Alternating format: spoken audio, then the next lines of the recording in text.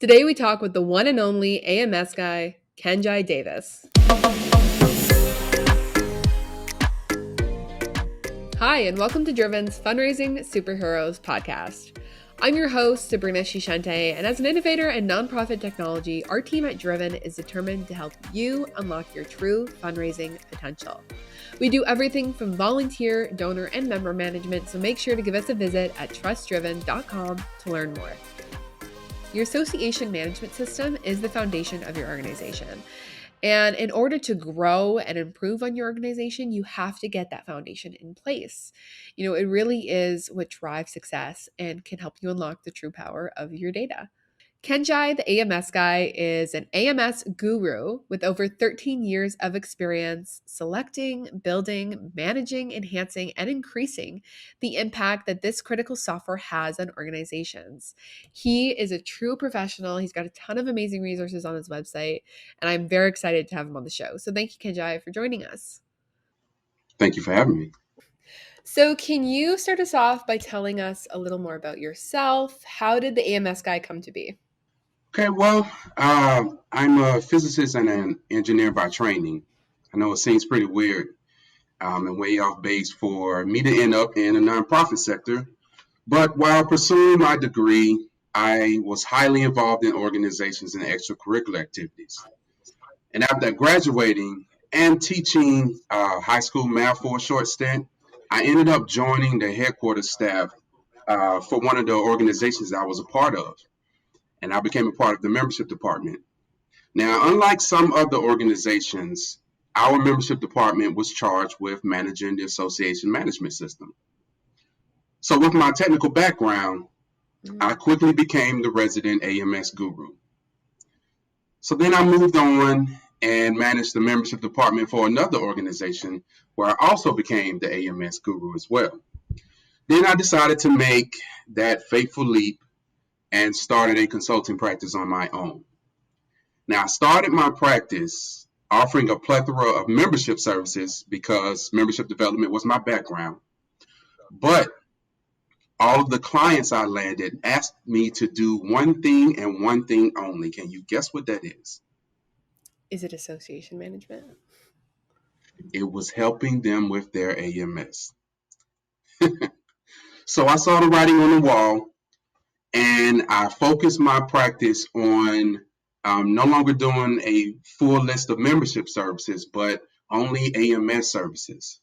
And I changed the company name, logo, branding, everything, and hence the AMS Guy was born. That's fantastic. Because you really have like such a unique set of skills, like being a physicist and an engineer.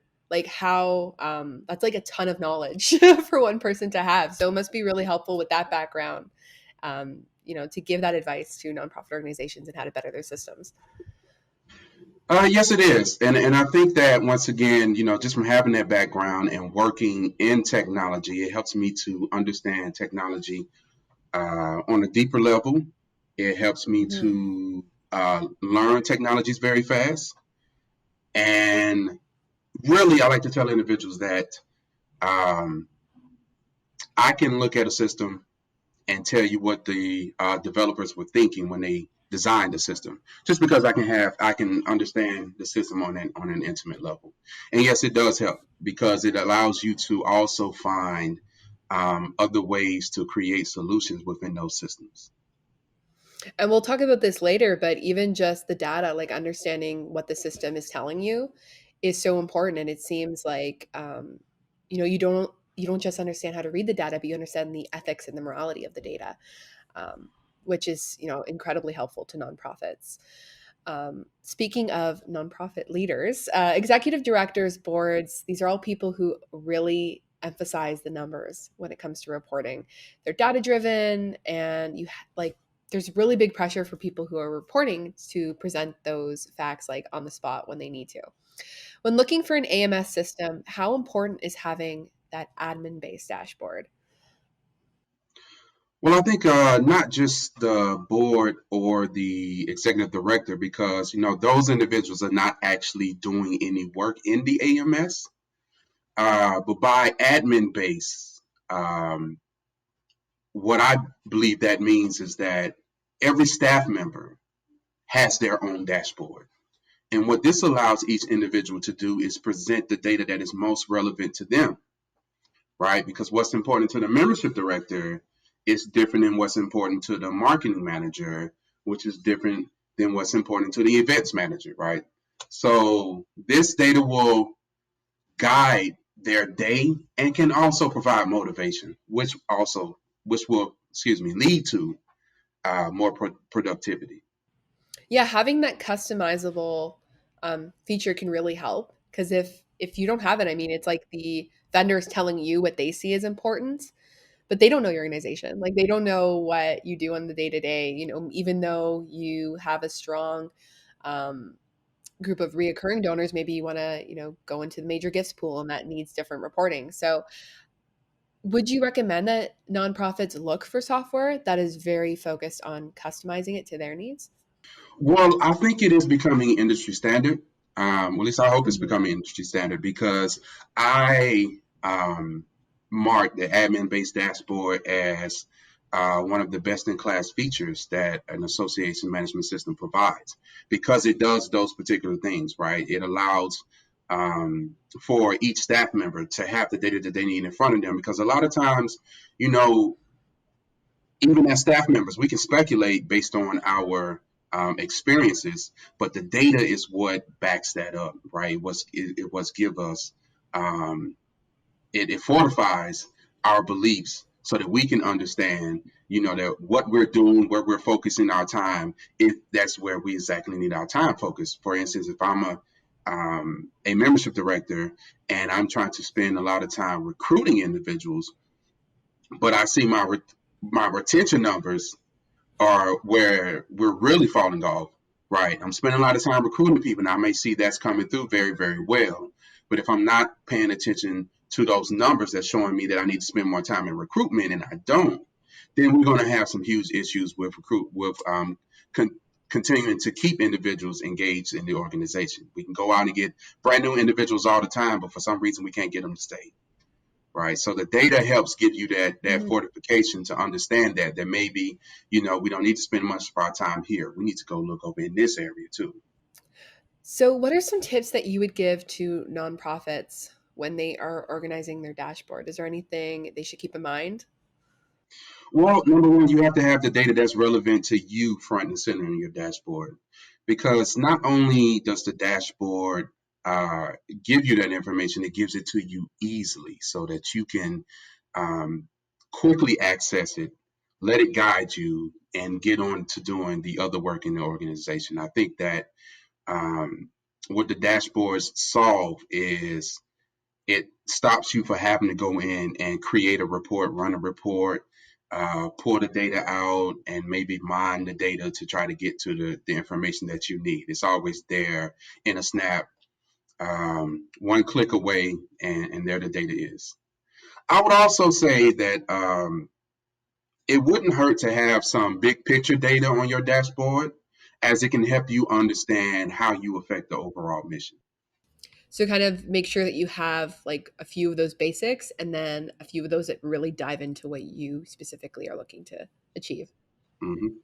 How would a person who is going through the system, how do they differentiate between having it in a report or making sure it's a part of their dashboard? Well, remember that your dashboard is a quick hit of information. So it should be surface level information and not deep dives. So you can do the deep dives in the report, right? So it should include information that you have to frequent, like the membership numbers.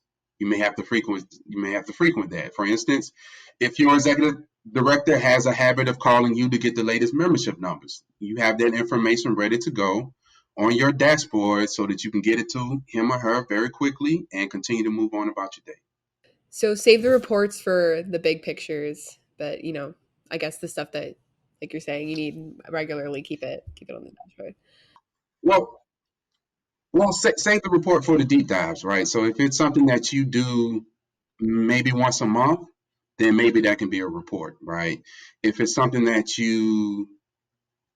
um, if you know you need every other day, definitely put that in your dashboard, right? If it's like when I say deep dive, like if you want to know um, how many female members are marketing majors at the schools in Georgia, then you probably don't need that every single day, right?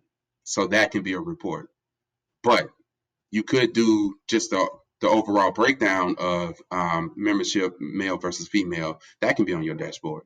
Talking about like the overall systems, you mentioned on your website that the ideal membership application has 3 pages. You got the general information page, the membership information page, and then the payment page. So can you explain the importance of these 3 pages? How did you like boil it down to these three as the most important? Well, when I break down a member application, it really only comes down to these 3 sections. Right, so the first one, once again, is the general info page, and this is where you collect contact information of the applicant or any other generic information that you ask of all of your constituents, right? So in my perfect application also, this will be, not only would it be the first page, right, but it would also save the data that is entered.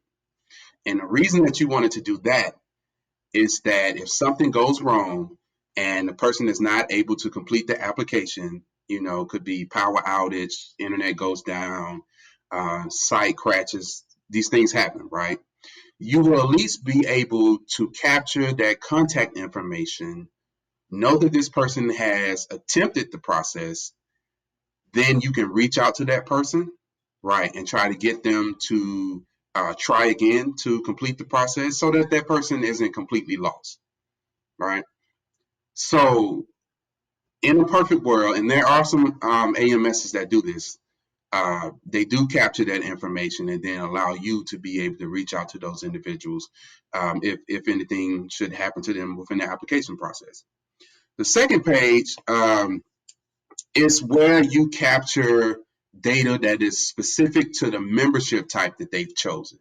So they choose their membership type, and then you have specific questions that you need of them. For example, you don't need to capture the same information from a professional member that you do from a student member. A professional member may have, a job, a profession. They might be an entrepreneur, may have their own business, but you don't particularly expect your student members to have all of that, right? So they don't need to provide that type of information.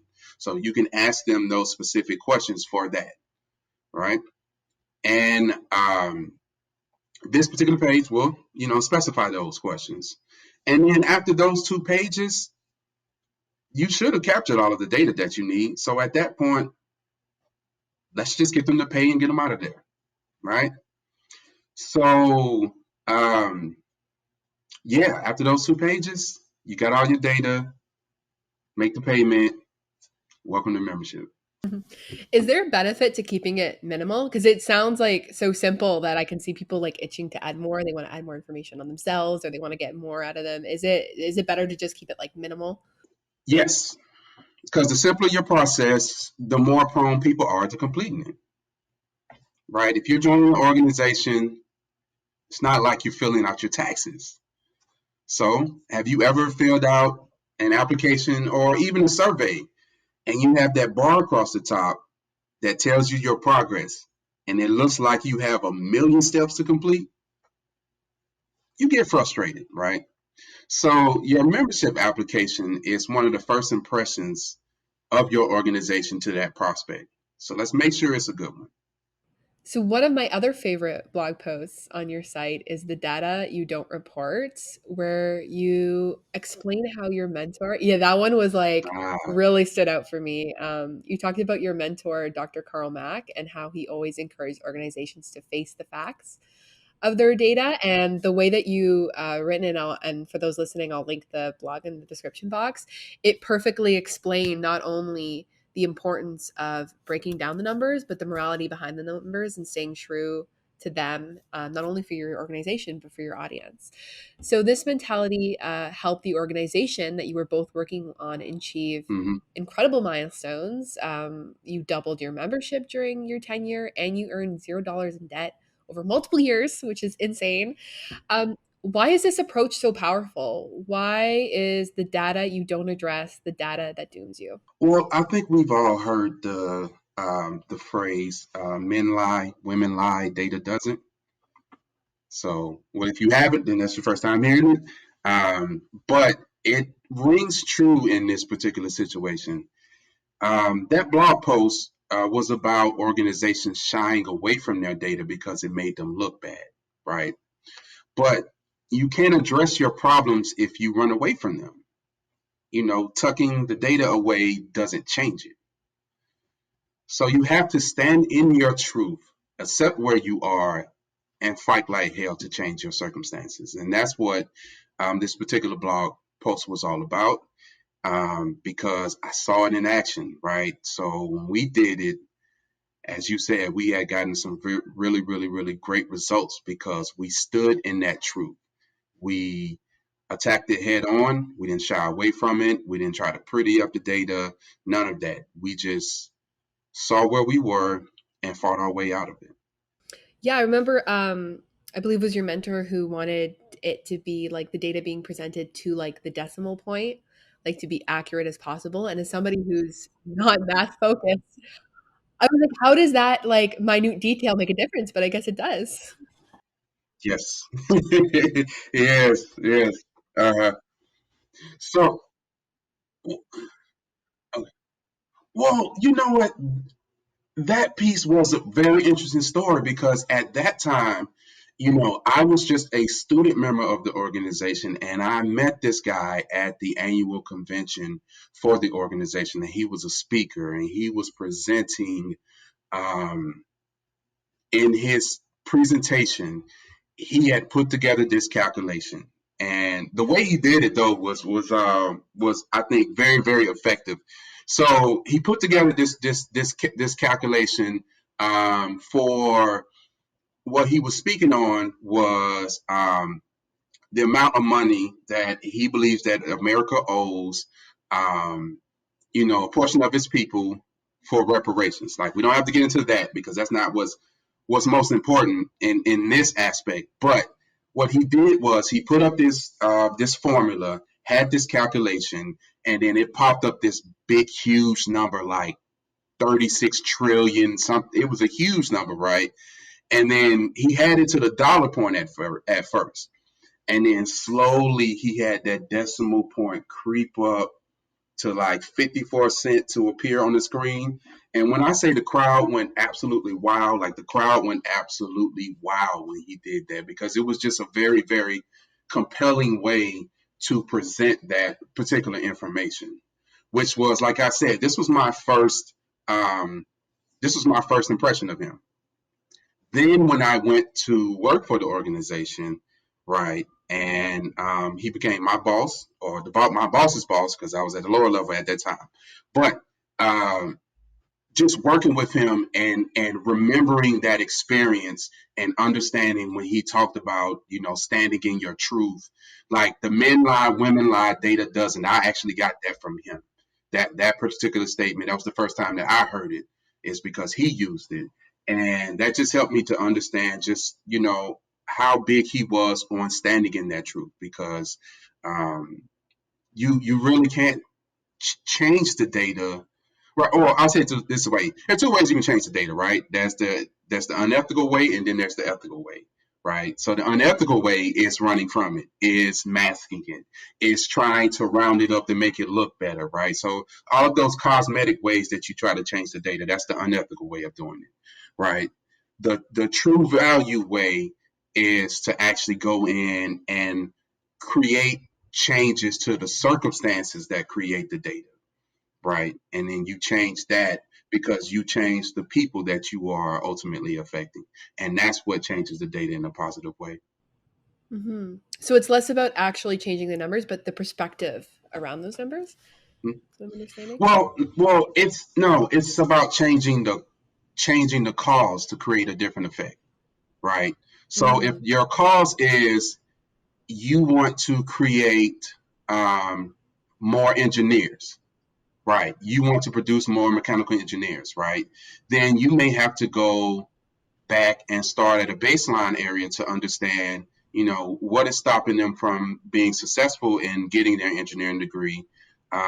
Where are we lagging on getting individuals to even pursue mechanical engineering, right? So if you go back and you affect those areas, then ultimately you're going to change the amount of individuals. So if you can put more people in the pipeline, and then if you can affect the pipeline and make sure people that are successful going through that pipeline to come out the other end with an engineering degree, then you don't have to go and say, we had 75 individuals graduate with an engineering degree. We're going to round that up to 100 and say we had about 100, right? That's the unethical way of doing it. But if you go in and you can put, let's say you put 30 more people in the program, and out of those 30 people that you put in, you can get 25 of them to actually graduate. Then you also reach 100, right? But you do it the more ethical way, and I think the more impactful way, because you're actually producing more engineers. Yeah, because you're really like you're getting to the core of the issue, right? You're not just looking at it and saying, "Oh, Mm-hmm. okay, this is the number. Let's." Right, right. Do you think that the Which is reason what you. why? Oh, Oh, I was saying, sorry. which is what your I was saying, which is what your organizations are supposed to do. That's what your missions are. Your mission is Yeah. not to round up numbers. I mean, there may be an organization out there called the Rounding Up Organization, and maybe that's just what they do. They just go around and round up numbers all over the place. But that's not what most organizations do. You're actually trying to affect people, industries, communities, right? And then out of that, you're getting a more positive income outcome. Excuse me. Hmm. Yeah, when I was reading it, like I had to stop and think about it for a second because it was a really powerful example that I'm sure a lot of organizations relate to because at the end of the day, like you're dealing with people, you're dealing with humans, you're not dealing with numbers. Um, so you have to find a way to translate that into real life examples. Do you think that the hard numbers, like the reason why you were guys were so successful in using this mentality, do you think it's because it doesn't leave any room for second guessing? Like it pushes you to face the hard facts and question every single thing you do? Right. And it also gets you to focus on, like I said, actually making that change versus just masking it. Like this is a real world change. Like for instance, well, the one was actually pretty surprising to me when I actually learned about it because um, I don't work in accounting, so this is not my area of expertise. However, when I saw them continue to do this every single year, was just amazing, right? $0 in debt. From my understanding, no one does that, right? And so, um, what happened was, our CFO went to the executive director and presented the executive director with this data. And the executive director was like, just like, why is that? I don't get that. We have to change that. This needs to be a focus. I need this gone. Right. So so he told them every time we meet, I need this number again. You let me know where it is. And so, and also I have to say this, right? We did have the right people in place because our team, our finance team really took this initiative and they ran with it. You got to get on the phone and you got to bug people and bug people and bug people about getting your money, right? And then there are some individuals that we actually had to because they were like recurring sponsors. Like a lot of this depth information was sponsorship. So if you want to come and sponsor with us the next year, you need to clear up your debts first before we sign that new contract.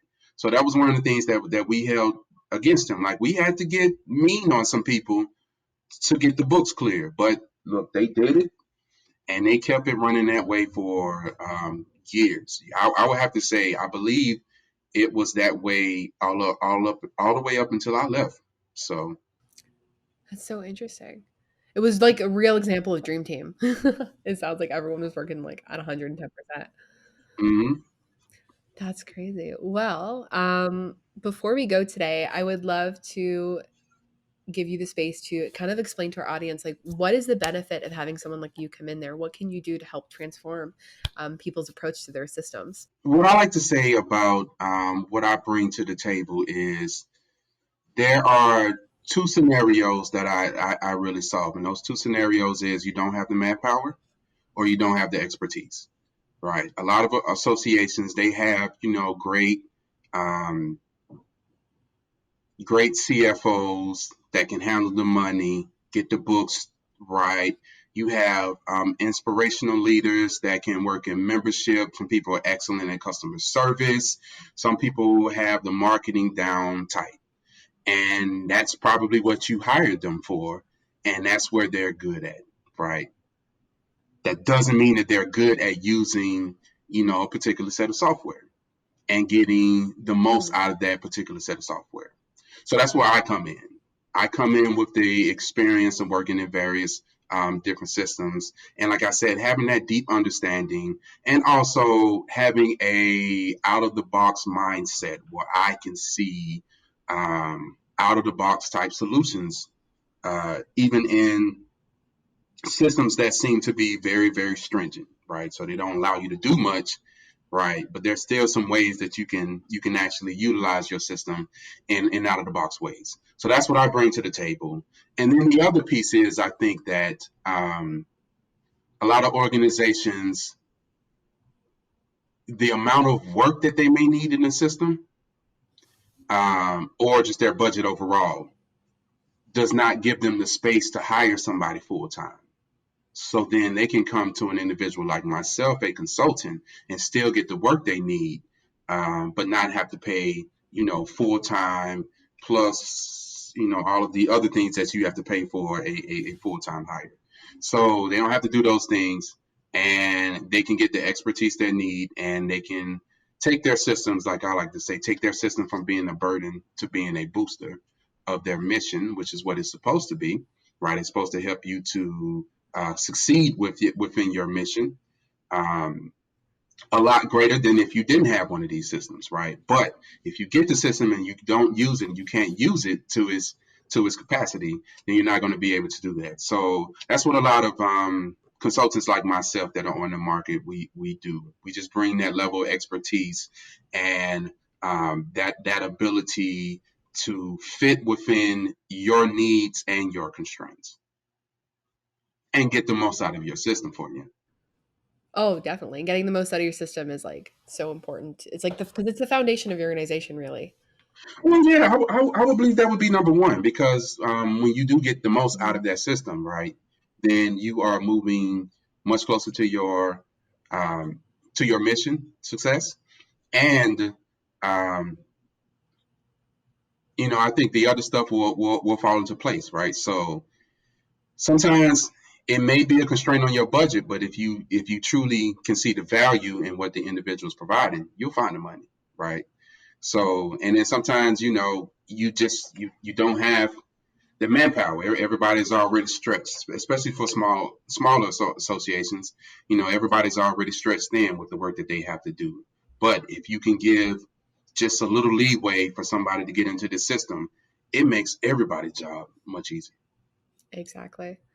Well, thank you so much for joining me on the show, and I hope to have you on again. That was really insightful advice you gave. Well, thank you. I enjoyed it, and would definitely love to be on again. Well, thank you again, Kenjie, for coming onto the show. For those listening, if you really want to dig deep into your association management software and fully understand the tool that you're using, Kenjie really is the person to work with. He is a true tech wizard and can help you get the most out of your system. So make sure to reach out to him at theamsguy.com. He also has a blog full of amazing resources that can help you better understand the system that you are currently using or what to look for if you are shopping around. Like I said, it's theamsguy.com. And if you want to stay updated on everything driven, fundraising superheroes, know when latest episodes are being released, or just get other free nonprofit resources, you can visit our website at trustdriven.com. I also have a master link to all of our social media for you to follow. And be sure to like and subscribe wherever you listen to your podcasts. And thank you so much for watching. We'll see you next time on Fundraising Superheroes.